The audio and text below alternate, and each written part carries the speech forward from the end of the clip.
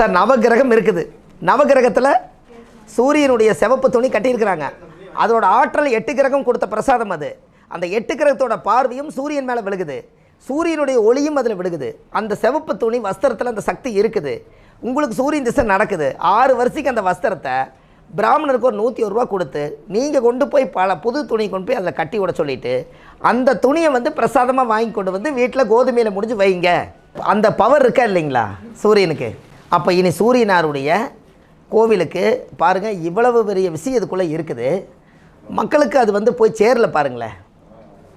ஏன்னா நம்ம எல்லாருமே ஜோசியராக இருக்கிறனால சூரியன் கெட்டால் அப்பா மகனும் சண்டை போட்டுக்கிட்டாங்கன்னா, சிவன் மலை போய் சாமி கும்பிட்டு வாங்கன்னு சொன்னீங்கன்னா, யாரெல்லாம் சனி வந்து மகன் அப்பாவை யாரெல்லாம் அவமானப்படுத்துகிறாங்களோ அவங்களாம் சிவன் மலை போயிட்டு வந்தால் சரியாயிருங்கன்னு சூரியனை மதிக்க நடந்துக்குவாங்க, அப்பாவை மதிக்க நடந்துக்குவாங்க இல்லைங்கன்னு. அதாவது சூரியனுடைய பவர் படுது இல்லைங்களா? இப்போ நல்லா யோசிச்சு பாருங்கள். உங்கள்கிட்ட யாராவது கவுன்சிலரு, எம்எல்ஏ, எம்பி தேர்தல் வந்தால் வருவாங்க. அவங்கள போய் சூரியன்னா அரசாங்கம், பதவி அரசாங்கம், சூரிய அந்த கோவிலில் ஞாயிற்றுக்கிழமை அன்னைக்கு போய் அந்த கோவிலில் போய் சிவன் மலையில் போய் ஒரு அபிஷேகம் பண்ணிவிட்டு அந்த நவகிரகத்தை சுற்றிட்டு வர சொல்லுங்கள். அவருக்கு பதவி கிடச்சிருமா கிடைக்காதா சொல்லுங்கள்?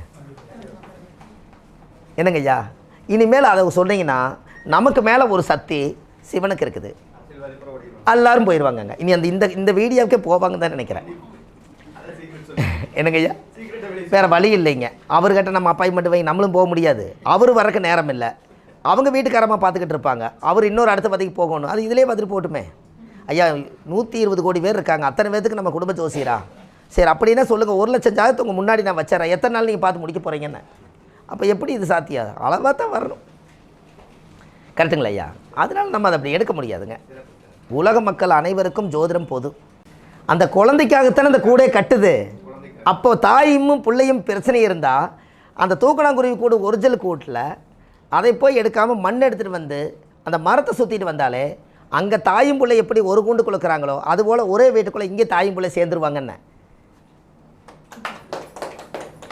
செவ்வாய் தோசை ரொம்ப கடுசாக இருக்குது. ஆனால் நான் பரிகாரமெல்லாம் பண்ணிட்டேன், ஆனால் பூஜை பண்ண கல்யாணம் நடக்கலை. இப்படி கேட்குறாங்க. நான் ஒரு பரிகாரம் சொல்கிறேன் பாருங்களேன். காலையில் சூரிய உதயத்தில் ஒரு முருகன் கோயிலுக்கு நீங்கள் போய் ஒரு சேவல் வந்து கட்டப்பையில் வச்சுக்கோங்க. கட்டப்பைக்குள்ளே தான் சேவல் வச்சுக்கணும். முருகன் கோயிலில் போய் செவ்வரளி மாலை போட்டு ஒரு 7 முறை அந்த முருகனை சுற்றணும், சாமி கும்பிடுங்க. ஒரே நாளில் 6 முருகனையும் போய் நீங்கள் பார்க்கணும். 6 கோயிலுக்கு நீங்கள் போகணுன்னு.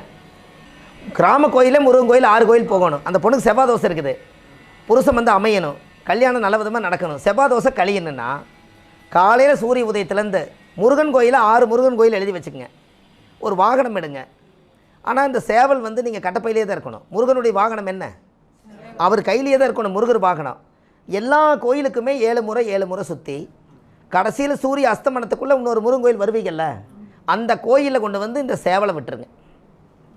விட்டுட்டு செவ்வரளி மாலை போட்டு சாமி கும்பிட்டு வாங்க. அந்த பொண்ணுக்கு 7 ஜென்மத்துக்கு செவ்வாய் தோசை வராது. ஐயா, ஒரு முருகர் காட்சி கொடுக்காட்டி இன்னொரு முருகர் காட்சி கொடுப்பார். நீங்கள் அதை தெரிஞ்சுக்கணும். நான் சரியாகவே கல்யாண வீட்டில் சாப்பிட்லைங்கிற, சரி ஒரு நாள் ஃபுல்லாக உட்காந்து சாப்பிட்டுக்கா என்னங்க. அதுபோல் எல்லா முருகன் கோயிலுக்கு 6 பட வீடு. இந்த 6 கோயிலுக்கு அவங்க போயிட்டு வந்தாச்சுன்னா அந்த தோசை நீங்கள் சார். அதாவது கல்யாணம் ஆகணுன்னா சிவனோட பேரும் முருகனோட பேரும் ஒரே வீட்டுக்குள்ள இருந்தால் 2 பேர்த்துக்கு பிரச்சனை தாங்க ஐயா. யாரோ ஒருத்தரை வாடகை வீட்லையாவது கல்யாணம் ஆக வரைக்கும் தனியாக வைங்கன்னு. ஏன்னா சிவனும் பார்வதியும் உட்கார்ந்துருக்கும்போது யார் இந்த ஞான பழத்தை உலகத்தை சுற்றி வந்து எடுக்கிறார்களோ அவர் தான் ஞான பழம்னு சொன்னாங்க. அந்த பழத்தை வந்து விநாயகர் என்ன பண்ணி போட்டார்? என்னை படைத்த தாயே நீ தான், தகப்பனு நீ தான், உலகத்தை சுற்றி வந்தாலும் ஒன்று தான், உன்னை சுற்றி வந்தாலும் ஒன்று தான். அவர் என்ன பண்ணிட்டார்? மயில் வாகனத்தில் முருகர் வந்து ட்ராவல் பண்ணும்போது சாட்டாக விநாயகர் என்ன பண்ணிட்டார்? அம்மா அப்பாவை சுற்றி அந்த பழத்தை மாம்பழத்தை எடுத்து சாப்பிட்டார். அப்புறம் முருகன் வந்து கேட்டோன்னே பழம் இல்லை, நான் முறையாக சுற்றிட்டு வந்த பழம் இல்லை, தந்தையே உன் மேலே எனக்கு கோவம் தான்ட்டார். இந்த கோவம் இன்றைக்கி வரைக்கும் தேரல. அப்போ முருகன் பேரும் சிவன் பேரையும் கொண்டு ஒரு வீட்டுக்குள்ளே வச்சுருந்தா அப்பனுக்கு மகனுக்கு சண்டை வருமா வராதா?